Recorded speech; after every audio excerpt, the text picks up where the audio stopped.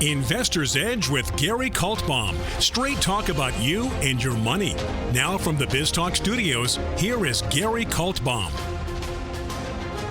And welcome once again to Investor's Edge. I'm Gary Kaltbaum, your host. Hey, thanks for being with us today. Glad you're here, ladies and gentlemen. Happy that you are listening. It is Wednesday. I'm pretty sure it's Wednesday, September 25th, 2024.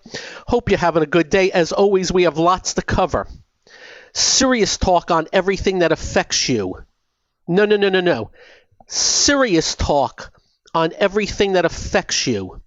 I always used to do markets here, but slowly but surely and then quickly, the Morlocks took over with debt deficits, illegal acts that we go to jail for, but nothing happens to them, and the list goes on and on. As we head to the election, very serious talk. We'll also do the markets, the economy, your job, your industry, scams and shams. And if you do not get this radio show in your city, we'll post it at GaryK.com. We'll also post it on our Twitter feed, which is now X. And if you don't follow us on X, you should. Go there, put our name in.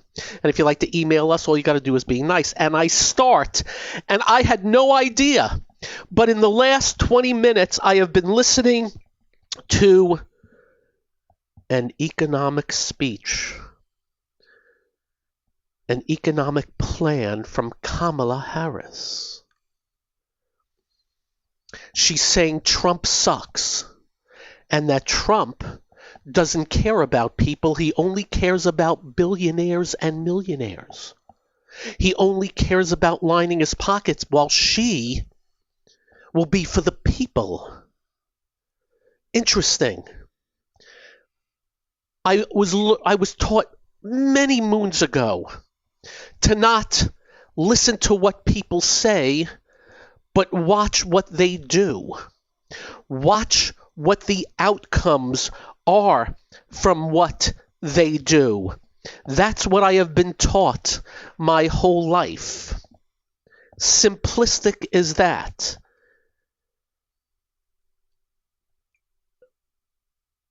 I cannot believe what I am listening to in this speech. I'd like to come up with a comparison or an analogy, but I'm not going to. I'm just going to state she's a bigger liar than Biden, who is a bigger liar than Trump, and those were two gigantic bars to get over. If there is anybody in this country that has watched with no bias what they have done over the last 3.5 years, it's me.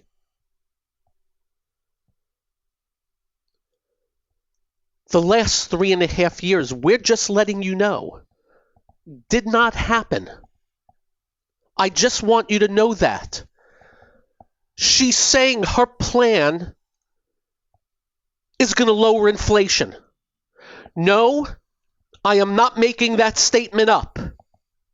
3.5 years of gargantuan, out-of-control spending and deficit spending, which in part created the inflation that they said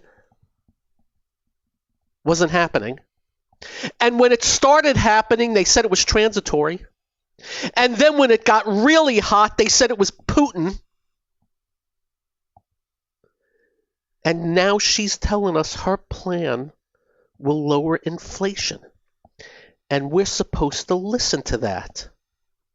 She also states that Trump doesn't care about the lower income and middle class, but Trump lowered taxes for the lower income and middle class, while she is going to let the Trump tax cuts expire in 25.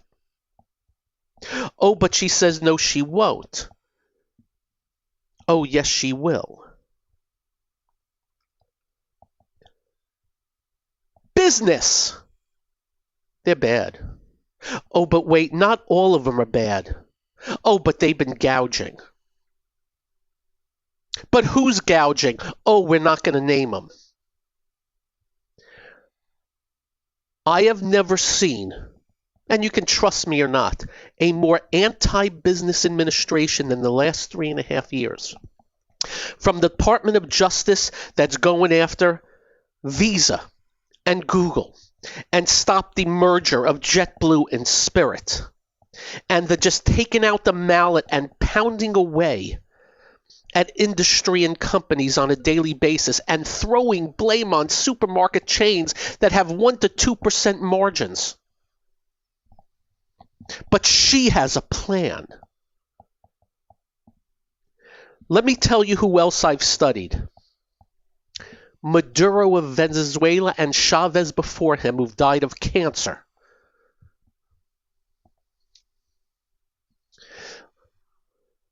Let me tell you what they did, and no, there's no chance of her ever going as far as Maduro has.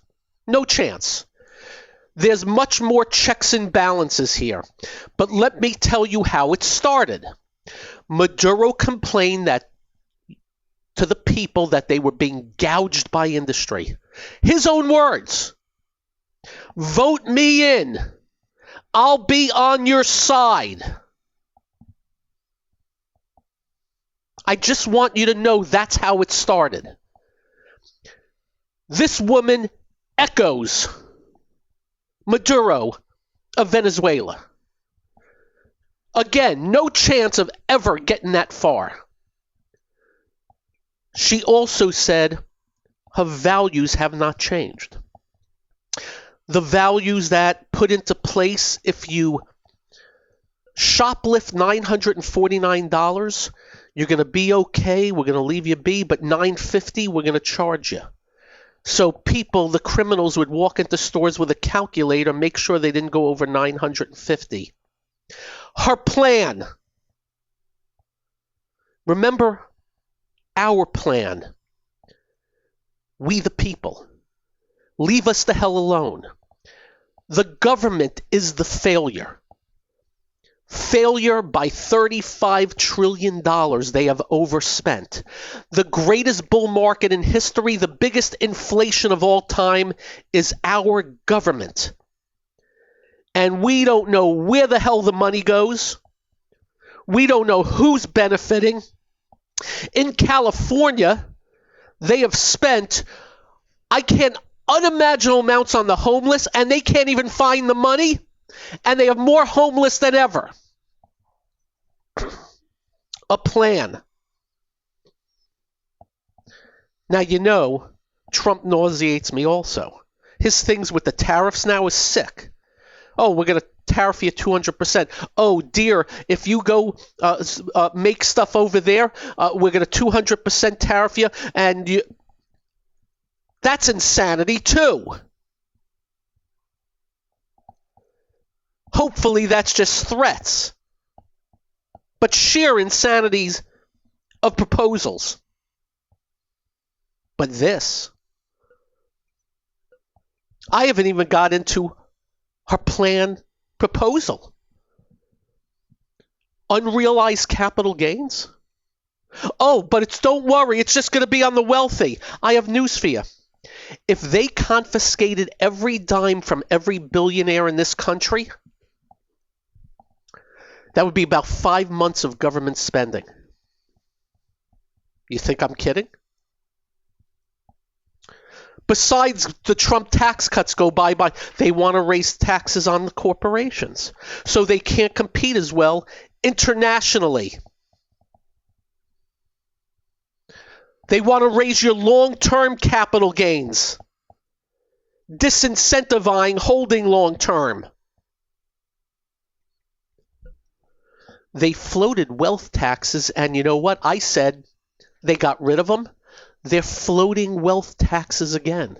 But don't worry, it's not going to be you. It's just going to be the wealthy.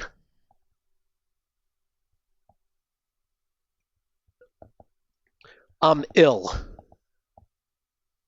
I'm nauseated. I'm listening to this speech, and I'm like, what? What did she say? 3.5 years of massive government intrusion, spending, debt, deficits, inflation. I have a plan.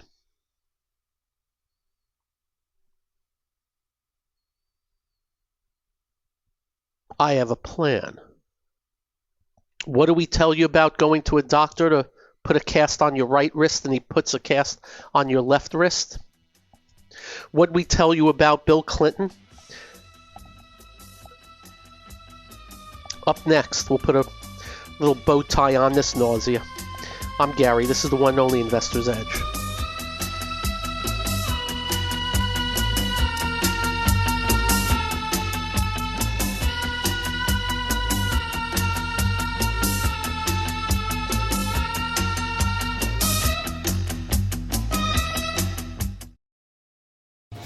Hi, I'm Gary Kaltbaum, host of the nationally syndicated radio show Investor's Edge. We're not just handsome radio people. We manage investors' money for a living, specializing in fee-based discretionary money management. No big commissions, just a fee on the assets that's managed. We also provide a full range of personalized services, including retirement planning, fixed income, and educational needs, all to assist you in achieving your financial goals. Understanding not all individuals have the same needs, we'll carefully evaluate your personal goals to determine a proper investment strategy.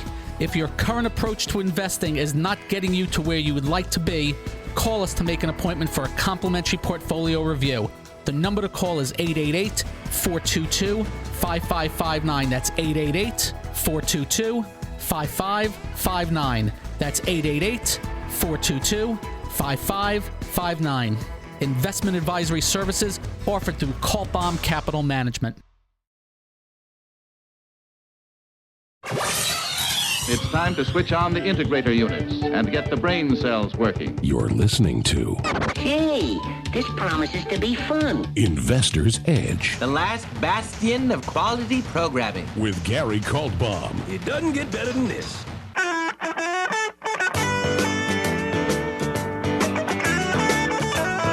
So, trust me or not trust me, I know these people like a book. I've seen them coming miles away. I have seen their scam and their con. I've seen it done in Venezuela and many other countries that have gone insane. And I've seen the other side of it. What's happening in Argentina now, in Italy now. What happened when Reagan took over.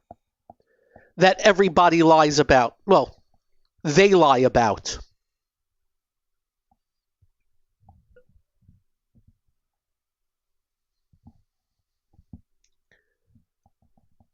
They are control freaks. And they do it with massive spending, debt, deficits. They don't care what the number is. None of it matters. They will con you into believing that they have your back. Imagine wanting somebody who's running $2 trillion deficits and you want them to be a help to you. Those are the people that are going to solve your problems. Social Security going bankrupt because they screwed that up. Medicare going bankrupt because they screwed that up and didn't adjust for demographics. And this is who we want our help from. This is what's going to cure your ills. This is what's going to save you. She also said something about, we don't want you to worry, we'll worry for you. What? Do you know what that is? That is Marxism/socialism. What do we tell you here? What do we say to you? We're going to set the conditions for you to excel. Get to work. We're going to get out of your way. We're going to have your taxes low, regulations that don't block you from being better. We are going to address the education system and the reason why our math scores are so far down. We're going to speak to the schools that have been doing great things and how they got about them and there. And get the hell out of your way. Because you're the people. I wish I ran. I'd be up double digits on her. I could not beat Trump in a primary. He would blow my doors off in a primary because he is so loved by that party. But if I did get through, I'd be double-digiting her because it's not hard to expose. Easy to expose. Simple to expose. Numbers. $2 trillion deficits. Making sure the trajectory going forward is minimum $2 trillion? Really? I'm nauseous for all of us. And we're not telling you what to do. As you know, we have no use for either. But this is taking us down a path. They're so lucky to have us. Yet they abuse us.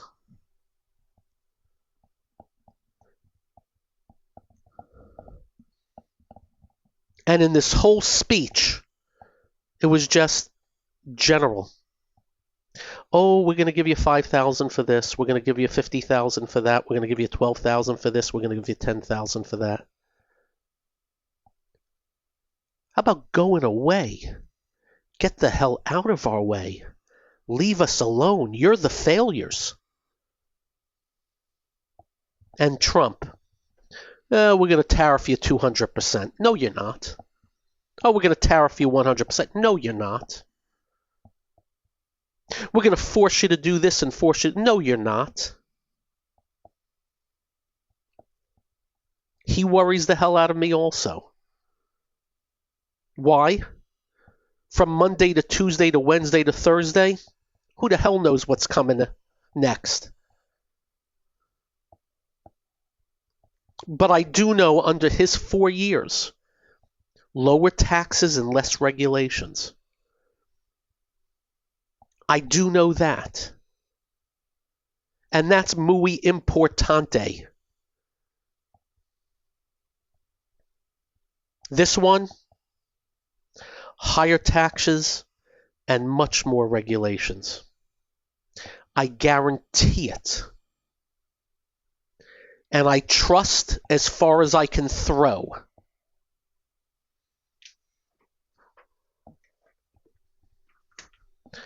We segue. In the aftermarket, Micron, which the stock has been bludgeoned, is up $11 and something cents, about 11%, which is a good move. The numbers a little better than expected, and they raised the numbers for the following quarter. So the semiconductor stocks will be better. Lam Research closed at 803. It's 833 in the aftermarket. KLA 10 Core closed at 772. It's 790. NVIDIA closed at 123. NVIDIA's up $1 and change, $1.50. NVIDIA was up $2.50 today. So semiconductors may start off pretty good tomorrow. They have been lagging. I got to mention that. We nibbled at NVIDIA yesterday. Half position. We'll see what comes of it. Looks like it wants to come up the right side. Let's hope. Needs work. It's not at a new high. The Dow was down 293 today, but the NASDAQ was up 7.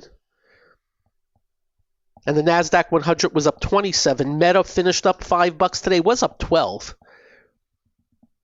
Late drop. They did something today where they spoke, and just nothing's zipping all the way. Still in shape. Notice that a Spotify, another new high. So there are things working. We'll see what NVIDIA does tomorrow. But the story today, and I have yet to scan, the Dow was down almost 300. And just noticing, listen carefully. Well, number one, I'll tell you where I wanted to start. The oils. That'll be up first. Much more. I'm Gary. This is the one and only Investor's Edge.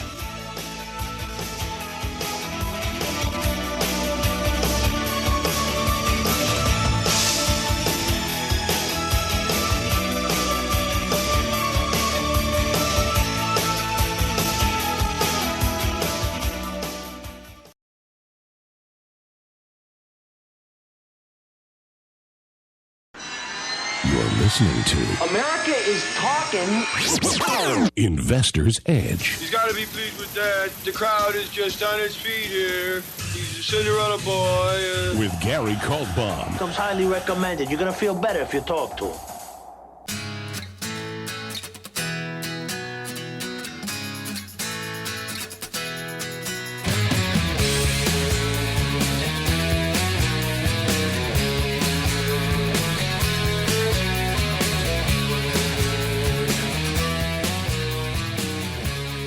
And welcome once again to Investor's Edge. Okay.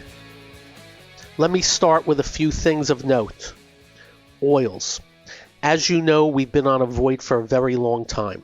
Except we've said every now and then, the pipelines recently, a few of them have been strong. Before that, there were some refiners that were strong, and then they went by the wayside. We're just letting you know. Oils remain in a pretty damn good downtrend. And if you look at the XOP, which is the explorers and production, that would be a classic bear market chart. And what do we tell you? There's not many better than us reading bear markets. We have shown you that for years on radio. If ever the market itself looked like this chart, oh, holy heck. But it's one of the main reasons we don't own any oils. If we did, we'd own those pipelines, but we're not because we believe in the whole. If the whole is in a bearish phase, why do I want to buy the few? And when I say the few, I mean the few. So when you have a chance, you'll be able to see tops out, the 50-day moving average starts descending, every rally up into a descending 50-day moving average fails, and series of lower highs all the way down until it ends. And it's still that way. So I just want to start with oils, and some are better than others, some are stronger than others. I can tell you Exxon is much stronger than Chevron, which is stronger than Occidental, which is Buffett's stock, which we watch every day because we know eventually he's going to be right. He doesn't miss too often. So we're just letting you know, part of our process is, hey, we're not going to own oils now. And it's not going to affect our performance. We don't want to own anything in downtrends.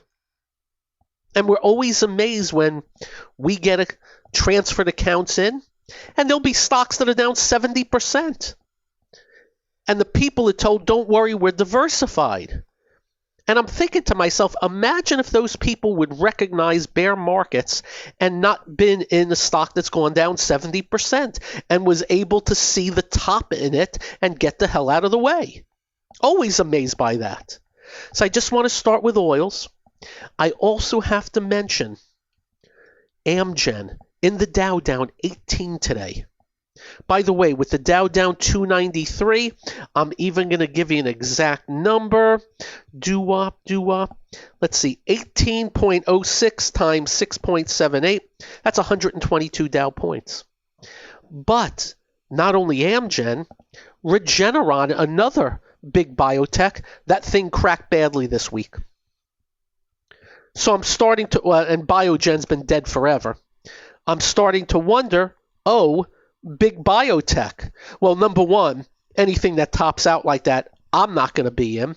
My main point is, market's little weakening here.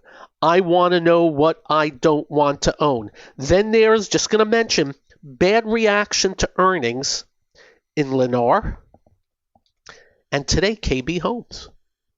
Housing stocks have been pretty darn strong.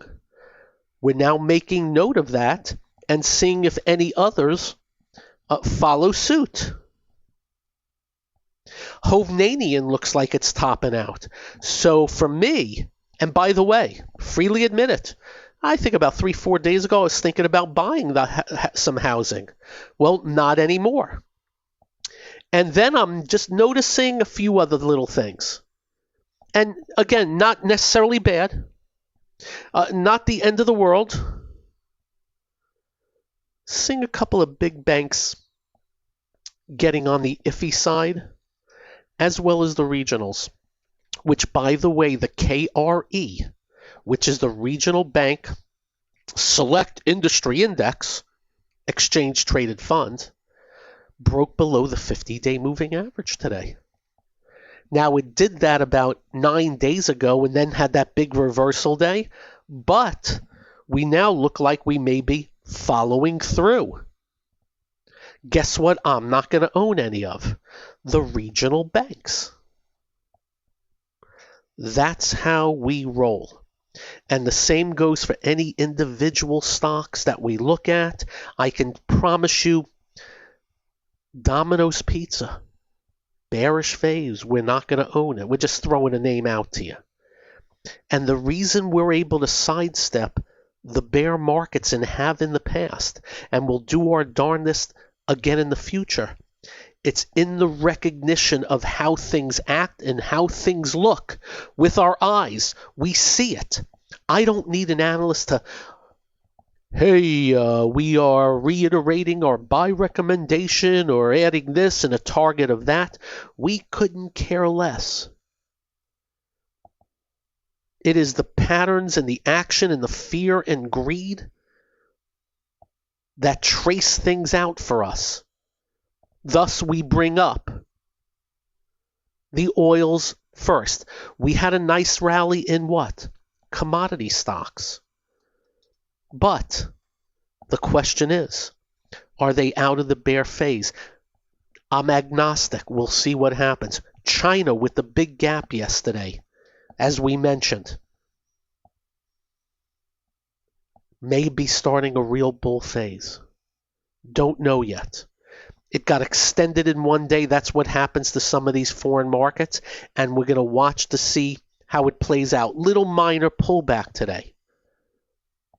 And as we go through each sector, and just so you know, there's 200 of them that we follow, and then some subsectors. And then there's countries, commodities, you name it. So I just want to start today because we're weakening a little bit, seeing some distribution, seeing some things that look like they're in trouble. Truckers. We haven't owned any truckers. Do you know why? They topped out in February and been crushed. No bear markets. No downtrends. That's it. Doesn't mean we don't lose money. But when we lose money, it's because something's breaking out and it fails. Or maybe we bought a little too extended. I'm not going to name names, but I lost a little bit of money in a name that I paid a little too much extended, stopped out just a little bit below the pivot, and the stock's been going crazy to the upside, and I'm not in. Needless to say, I kind of curse myself out on that one every day I see it. But that happens. But the one thing we will not let happen is lose big and ride things down. And if you remember 22, what were we telling you all that through 2022? As one by one, little by little, piece by piece, things were breaking down. We were out of the way. So we just wanted to bring that up just because the oils were sticking out. The good news is there's plenty of things in shape. And now Micron may help the semiconductors, which are of import. We own the NVIDIA. And if the semiconductors can get going, that would be really nice news. That would be good news. So they'll be up a little bit in the opening tomorrow and see where it takes us. The 10-year yield, the number one question I've been getting the last few days. How is the yields going up after the Fed lowered rates? What have we told you? They do not control, unless they're printing money, the longer-term rates. They control Fed funds and the shorter-term rates. And now the market is deemed that they're no longer fighting inflation, so the inflationary yields are backing up a little bit. Not the end of the world. But if inflation rears its ugly head again, the 10-year yield is going to keep going up, and then all of a sudden it'll be an uh-oh moment. Or if the yields start waking up one day and say, where the hell is our debt? That'll be the worst of all worlds. Because then they'll lose control. Up next, what else we got for you? Ugh, that speech of hers. This is the one only Investor's Edge.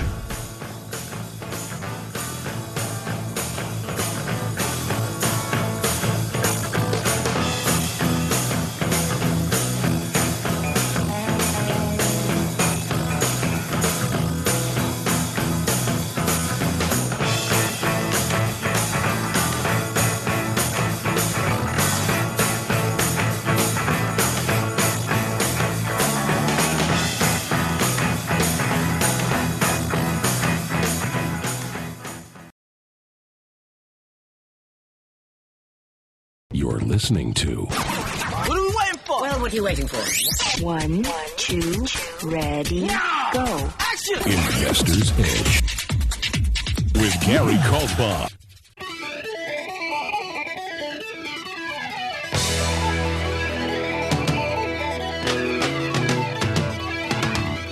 Ba-da-ba, da-da. On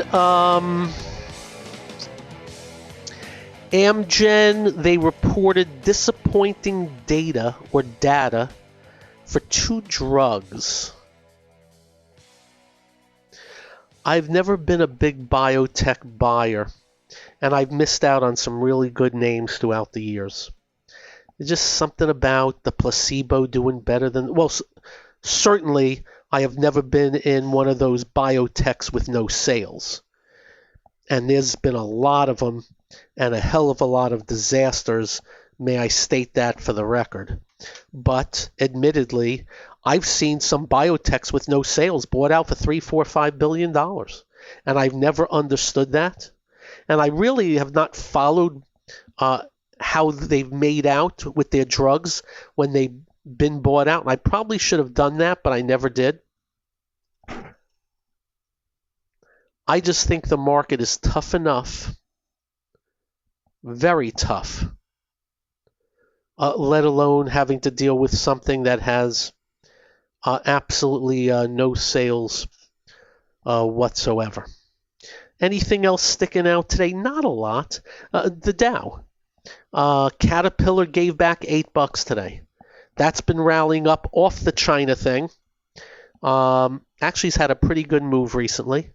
Home Depot down almost 4. Visa down 3. That's a little bit of the, as we stated earlier, the government's gone after them. It's like tigers eating their young. By the way, that is not a comment on whether Visa's done anything wrong or not. We think companies that do things wrong should be talked to. I don't think government should be antagonistic. If you think about it, Visa is this company that does 8, 16, 24, 35 billion in revenues. Think about that. And their whole business is for our government to see. It's not like they hide anything. Hey, this is what we do. So instead of suing them, why don't you sit down with them and tell them your concerns and try to work something out? No, we have to be big shots. We've got to earn our keep. So in the last, let's see, 2 days, the stock has gone from, if I can get my fingers to stay in one place, let's see, let's call it $20. 36 billion of market cap. So 36 billion of shareholder wealth was lost in the last 2 days because our Department of Justice sticks their nose in. Even though here's a company that everything they do is out there for everyone to see. You catching my drift?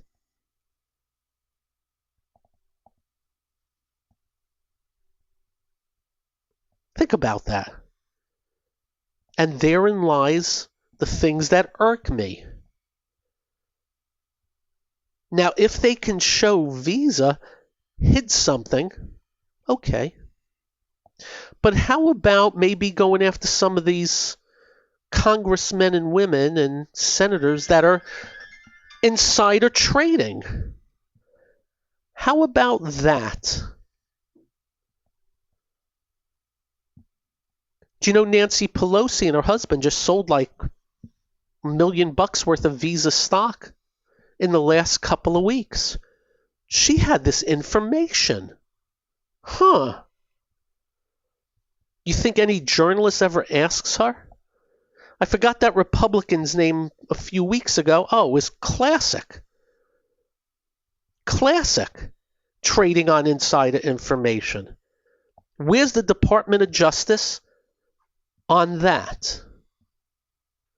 Just making a point. And let me repeat. If Visa's done something wrong, let's go. But I ain't buying it. I'm not buying it. If they're worried about what they're charging, guess what? Your laws let them. And for those individuals out there, if you like paying 25, 28% on a credit card, that's on you. I'd suggest you listen to Dave Ramsey a little bit about credit cards. And as you know, I have stated to you, I've never paid interest on any credit cards.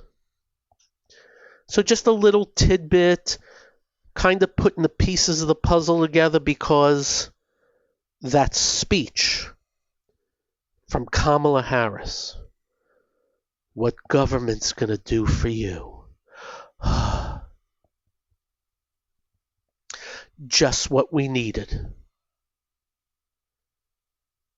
A failing industry, our government, running massive debt and deficits and waste beyond the beyond, is going to save your day. I should have run. And by the way, that's not sarcasm. Oh, by the way, this year's interest payments on our government is $1.24 trillion. Our whole federal spending in 2000 was $1.8 trillion.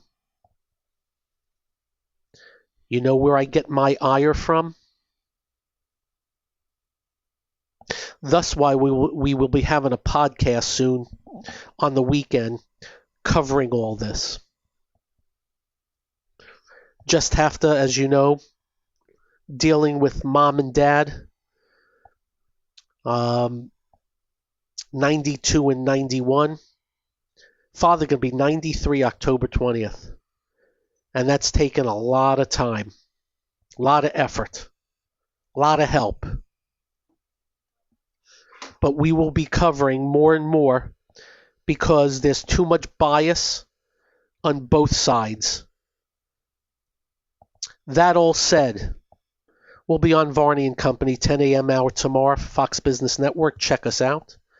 And until tomorrow, the radio show, you have a great evening. Drive carefully. When you get home, do like we do, quite simple. Make sure you hug your family. Make sure you hug your children. They will feel better. You will feel better. I promise. Stay well, be well. Serenity now. Good night. This has been Investor's Edge with Gary Kaltbaum on BizTalk. To listen to past episodes or to get in contact with Gary, go to GaryK.com. That's GaryK.com.